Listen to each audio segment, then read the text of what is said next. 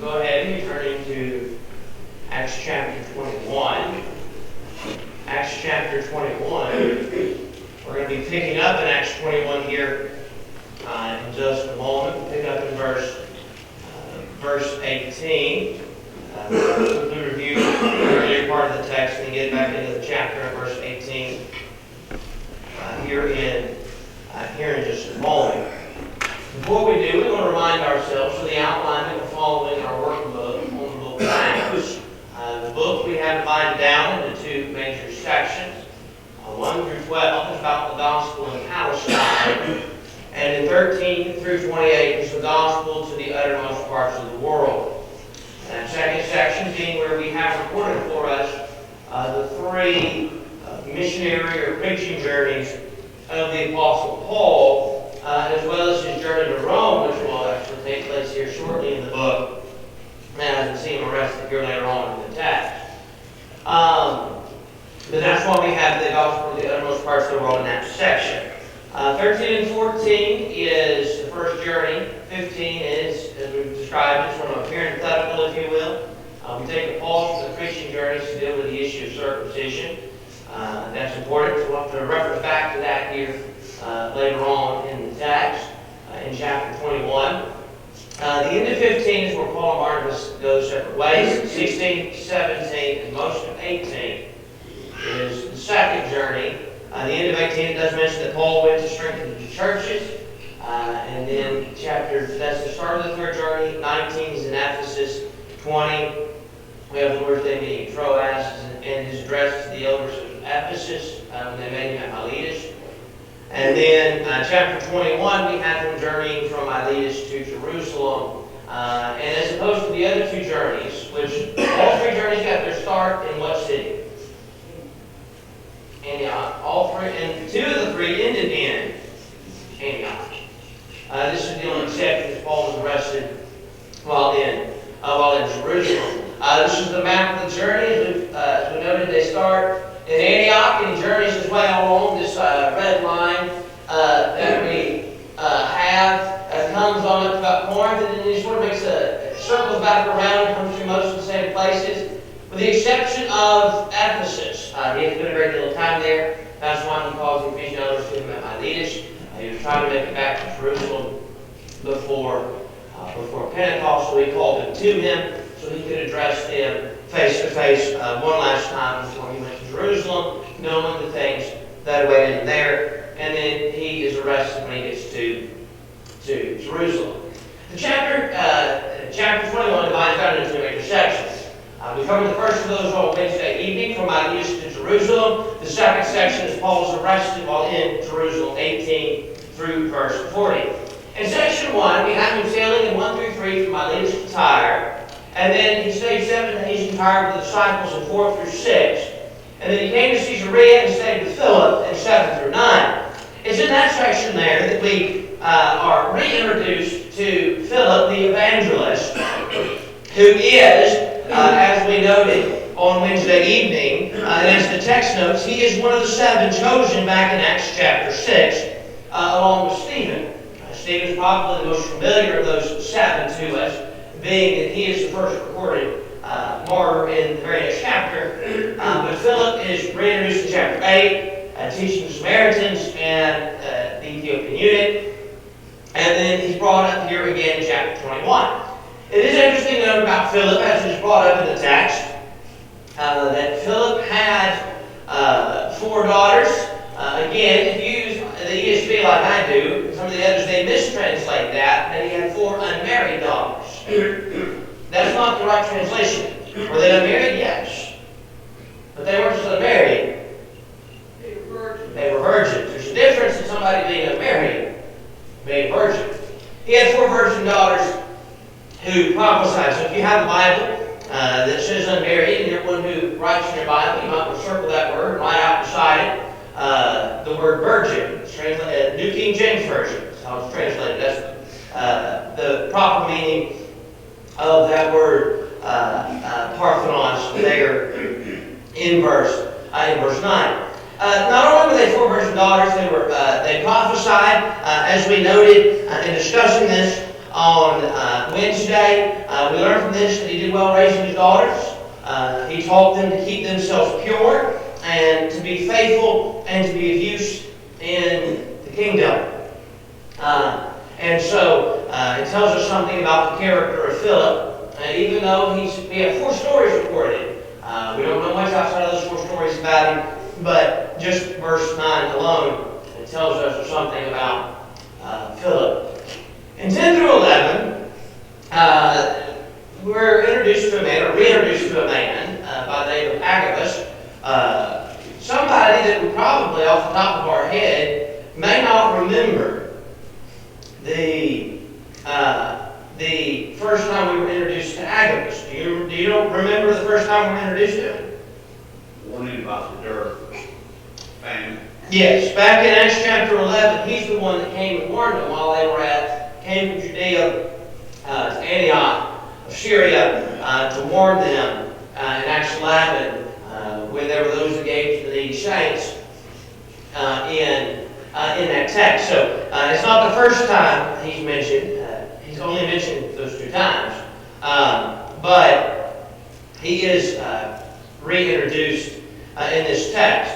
Agabus in this text, he takes the belt of Paul, binds his hands and feet, and says, "Thus says the Holy Spirit, this is how the Jews at Jerusalem will bind the man who owns this belt and deliver him into the hands of the Gentiles." And so Paul already knew about some of the trials that awaited him when he got there.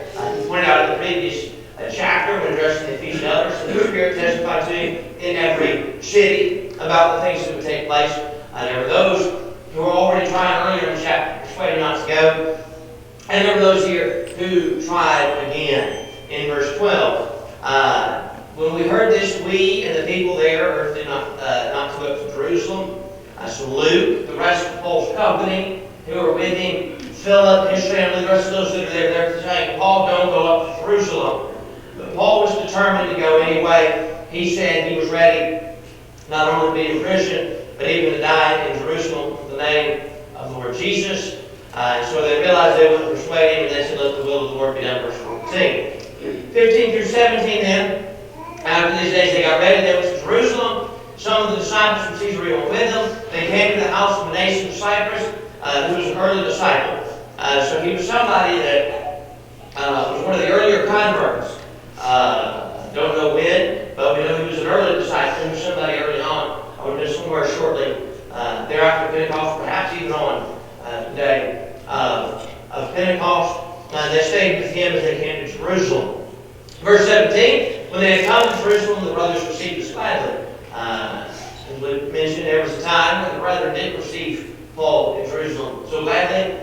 They've come to love and respect Paul for the work that he's done. He's been to Jerusalem multiple times before. He actually went through Jerusalem on his second journey, not to mention the journey to Jerusalem for Acts 15.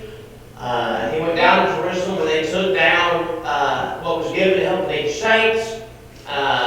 He went to Jerusalem after he left Damascus. He spent some time there before returning to Tarsus, and so he's developed a relationship with these brethren, and they were glad to receive him.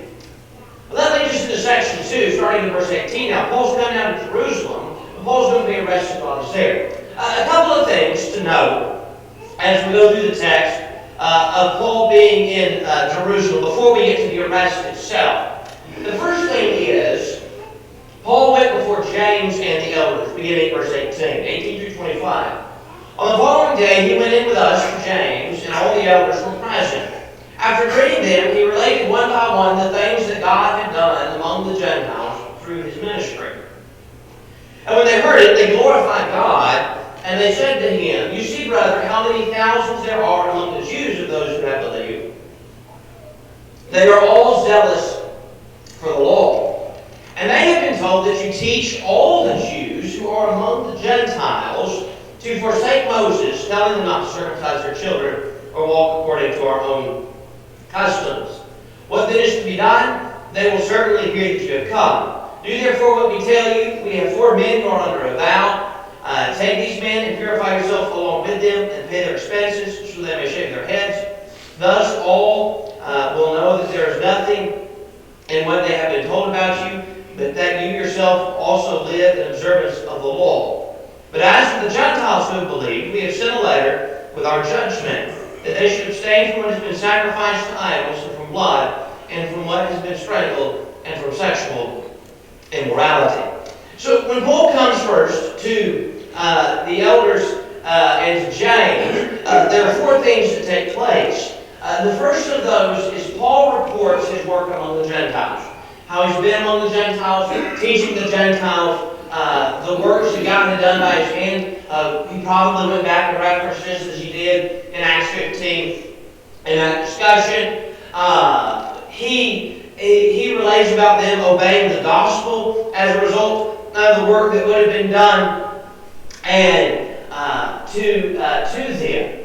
But when they do this, they glorify God in verse 20 because of the success of the gospel in the preaching among the Gentiles. The elders at Jerusalem and James, who Paul was meeting with, are glad to hear of the success of the gospel among the Gentiles and the fact that Gentiles are believing. But there is one problem that they face with Paul being in the city of Jerusalem. They pointed out in verse 20, there are thousands among the Jews who have believed that are zealous for the law. Now, they're not saying in verse 20, excuse me, that there are Jews who have believed, thousands of Jews who have believed, who think they need to keep the old law. It's not, there's nothing to do with what they're talking about in the context of where that out a little further. Rather, the point is, there are some Jews who have obeyed the gospel who are zealous, wanting to keep some of the customs of the old law. I think that's indicated by their response later on. They're not wanting to bind the old law, but they feel themselves, growing up Jews, keeping these customs, they should keep them. The observance of days, the abstaining from meats, circumcising their children. These are some of those things that to them they feel they should still keep. Not that they have to be kept, but for them they feel like we should still keep these customs they grew up keeping. Well, there's a miscommunication that they've been told that Paul is teaching that every Jew among the Gentiles should not circumcise their children. Don't circumcise your children. And don't walk according to the customs of the law of Moses.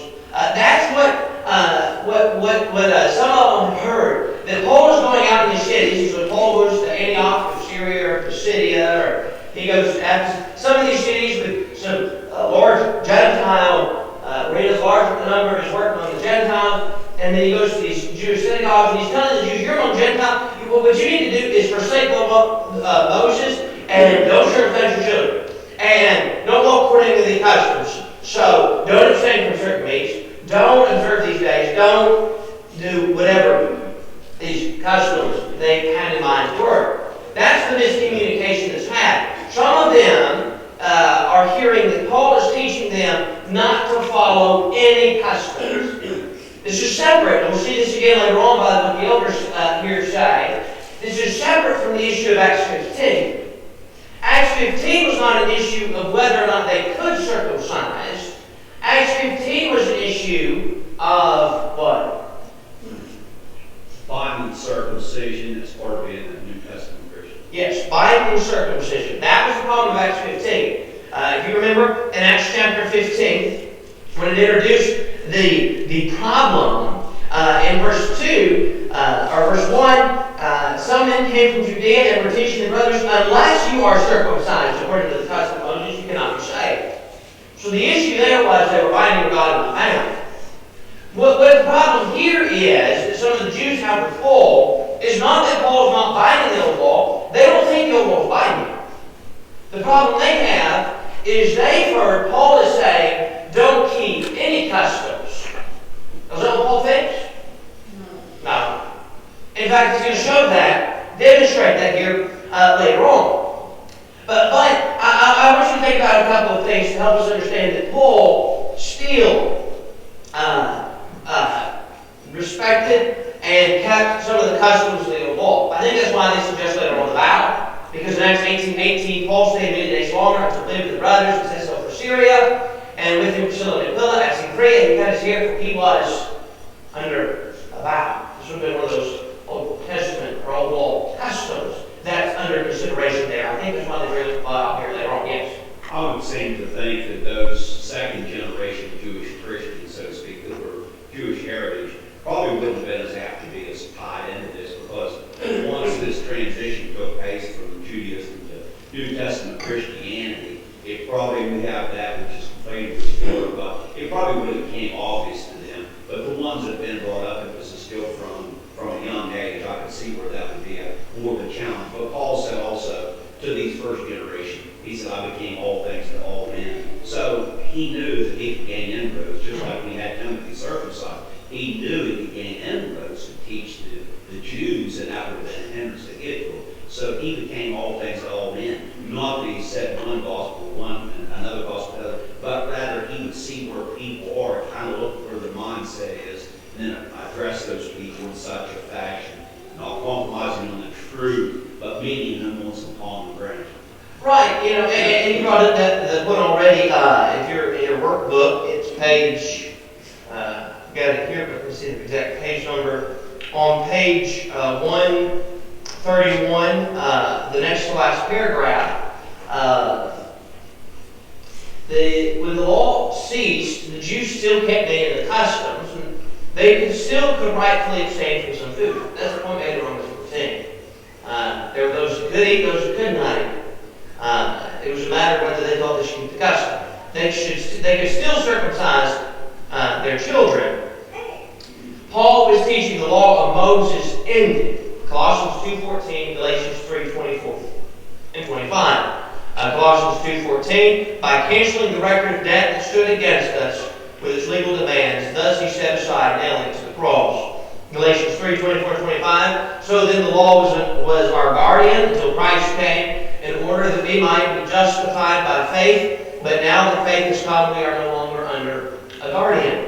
So he taught that the law was no longer in effect. They were separated from the law, Romans 7:1-4. That's why he brings up the marriage relationship in Romans chapter 7 to illustrate the point of the law. They are dead to the law, but that did not mean they could not circumcise their children. And as Mike already brought up, Acts 16 and verse 3, he circumcised Timothy. And we already noted in Acts 15 and 16 as we studied those.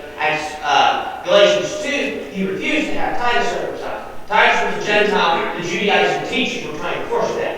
Timothy is because of this. He was a Jew. He could keep those customs. There was no law being violated. But he wasn't binding that on him. It was to help Timothy be more effective with the Jews like these, who would obey the gospel but are still zealous for the law.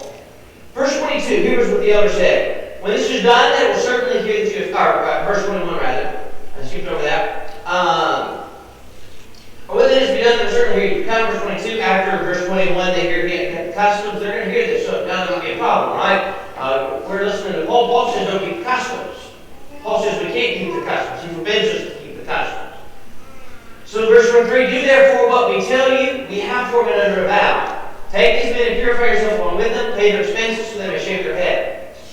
Again, I think the reason they bring up this specific one to help show it is because of that, probably of Acts 18:18, where Paul was under a vow to shave his head. It's probably because they knew Paul would have been of what took place there, perhaps, and so they know Paul will go along with this. Paul's already done this a couple of chapters or 3 chapters ago. So they do this, and thus, verse 24, all will know there was nothing in what they had been told about you, that you yourself also live in observance of law. So the point is, when Paul does this, they would see two things. Question number 6. How did Paul show the misunderstanding was not true? And there's 2 things he showed out of the workbook. How did he show the misunderstanding was not true? He goes and he pays the expense of these 4 men. it shows two things. One, the rumor's wrong. Paul's not saying you can't keep the customs. He's saying you don't have to, and you can't bind it on the Gentiles. But he didn't say you can't keep some of these old law customs. So one, it shows the rumor's wrong. Two, it shows he kept the customs of the Jews. Paul could have. This is very wise on behalf of the elders here when they recommend this to Paul, is because Paul could have got up, addressed the church at Jerusalem and said, what you've heard about me is not true. I think we can keep the customs of the Jews. And said that and walked away, and you know what? They might have thought, he's just saying that. Right? But by doing this, Paul doesn't just say it. Paul demonstrates that that is true. It proves to them the rumors aren't true. Paul could say it, and they may still have some doubt. Well, I've also heard. So it becomes a he said versus he said. Paul now demonstrates, no, I am fine keeping the customs, and I keep some of the customs of the Jews. We're supposed to pray for wisdom, and so we'll go run into situations in our life, and we should pray to be able to best navigate through that situation. That's what Paul did here, like you said. I mean, he was not really bound under New Testament Christianity to keep this or whatever like that, but because it wasn't inherently wrong to go ahead and do it because it was one of their customs, there again, it was going to help him to gain inroads with these people. And we never want to do anything. We're not being contentious. We're trying to preach people the gospel. So, Paul did look on his own interests. He looked on the interests of others. So he wasn't stubborn. He was about serving God, and he also had the wisdom to know how can I most effectively, get these people or not turn them away from Christ once they are God's people. And that's what we have to have today also. Right. And again, as you pointed out, it took wisdom on his behalf, and it also he became all things to all men. He knew because it wasn't wrong. Keep the customs. It shows that he's fine with it, and it can open doors of opportunity with those here in Jerusalem. Question 7. What did Paul actually talk about the law of Moses? We mentioned this earlier. What did Paul actually say about the law? The old law? It was no longer binding. It's no longer binding. Colossians 2:14, Galatians 3. But that does not mean one could not keep the customs of the law. Again, Acts chapter 18, Paul was turning from Ephesus because he was trying to make it back to Jerusalem for feast. He's here in Jerusalem now because he was trying to make it to Jerusalem by Pentecost. Right? And so he's making it back for these feasts. Verse 25. This is still the elders talking. But as for the Gentiles who have believed, we have sent a letter with our judgment that they should abstain from what has been sacrificed to idols, and from blood, and from what has been strangled, and from sexual morality. Verse 25 is, I believe, a reference back to chapter 15. And the point the elders are making here is, we're not telling you to do this because we believe something different than we believe back here when we had this letter sent out these years earlier. We still believe that's true. We've sent that letter out to tell the Gentiles, here's what you need to do, but you don't have to keep the customs of the old law.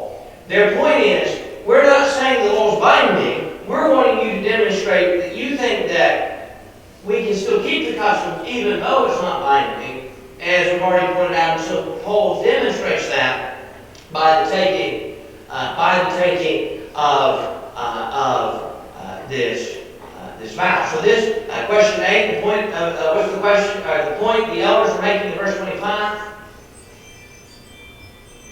What's the point they're making?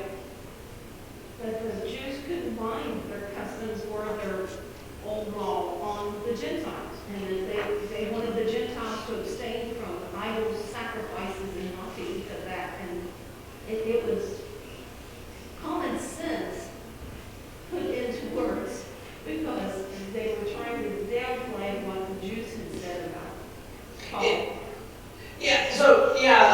They're making the point here again. I think drawing back to Acts 15.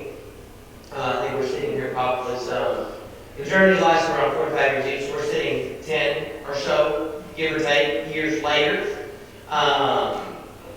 from Acts 15 having taken place. They're making, again, I think they're going back to the point, our conclusions that we're trying to reach for you to do this is nothing against the discussion that took place previous. Rather, we're just wanting to demonstrate the fact that you think we can keep the customs of the law and make it work more effective among those who are here, who are zealous for the law, who may not otherwise be willing to even listen to Paul because of what they have heard. If we started teaching something different on doctrinal issues than what we used to teach, I mean, your credibility, you lose your credibility. Now, I'm not saying if we find out something's wrong, we've been practicing, we don't change. We never get so complacent or so confident that if we find from the Bible we're wrong. But if it is truly a doctrinal issue, it just would have been, because it was established there in Acts chapter 15. If they went back then and compromised and had done something different, that lends to confusion. Yes, you're right. Not just confusion. Remember Galatians 2, we said before, the early half of Galatians 2 is a parallel to Acts 15. It's then at the end of that Paul and Barnabas and certainly from James played the hypocrite. So they were going back on what they were saying. Not only would it have been confusing, but as pointed out in Galatians chapter 2, which is an early epistle, by the way, it would have been written before this point. It falls over there with the prison epistles, but it's not one of the prison epistles. It's one of, if not probably the earliest of Paul's writings. So this would have been written much earlier, where Paul points out when they changed their position to is binding, all of a sudden, or in this case they withdrew from the Gentiles. Not only is it confusing, it was just flat out wrong. Verse 26 now. Subsection B, Paul went into the temple. And Paul took the men, and the next day he purified himself along with them and went into the temple, giving notice of the days of purification being fulfilled and the offering presented for each one of them. Not only did Paul agree, I'll do this to show that I'm willing to keep the customs of the Jews, Paul actually followed through. In verse 26, and so he goes to the temple and presents the offering, demonstrating that he thinks that you can keep the customs of the law. That's important. We're going to come to something here in a second, but we've got to draw an important distinction at the beginning of verse 27, which is the uproar that takes place. Verse 27, over 27 to 32. When the 7 days were almost completed, the Jews from Asia, seeing him in the temple, stirred up the whole crowd and laid hands on him, crying out, "Men of Israel, help! This is the man who is teaching everyone everywhere against the people and against the law in this place. Moreover, he even brought Greeks into the temple and has defiled this holy place." For they had previously seen Trophimus the Ephesian with him in the city, and they supposed that Paul had brought him into the temple. Then all the city was stirred up, and the people ran together. They seized Paul, dragged him out of the temple, and at once the gates were shut. And as they were seeking to kill him, word came to the tribune of the cohort that all Jerusalem was in confusion. He at once took soldiers and centurions and ran down to meet them, and when they saw the tribune of soldiers, they quit beating Paul. So Paul here, in verse 27 through 29, is accused of a couple of things. He's accused of teaching everyone everywhere, or turning everyone, and teaching everyone everywhere against the people and against the law of Moses and against this place. This is where the important distinction comes in. Verse 27 is the Jews from Asia. That's why it's an important distinction. If you start reading the first part of what they're saying, it sounds an awful lot like the position the Jewish brethren had heard, the early part of that he's teaching against the law of Moses, or they thought, the Jewish brethren, against the customs of the law, you can't keep the customs of the law of Moses. So if you read the early part, it can seem confusing at first, just the group, because of what has taken place previously, but we're dealing with two different groups. There's the brethren that were there, the zealous, the Jewish Christians zealous of the law. Those people Paul has now demonstrated by going to the temple and taking the vow with these 4 men and paying for them on the vow. He has demonstrated he's willing to keep the customs of the law. The group here that's causing an uproar is Jews from Asia. That's not the same as the Jewish Christians who had the confusion. These would be Jews that are not Christians that are causing the uproar in verse 27 against him. The accusation is he's teaching, the man who is teaching everyone, everywhere, against the people and against the law of Moses, against the law and against this place. So they say, well, what he's teaching is against the people of the law in this place.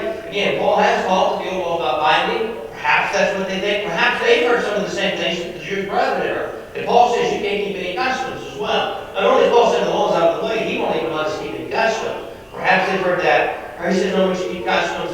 He teaches against the people in this place. They felt they were God's special people, and now he's the one teaching and converting Gentiles.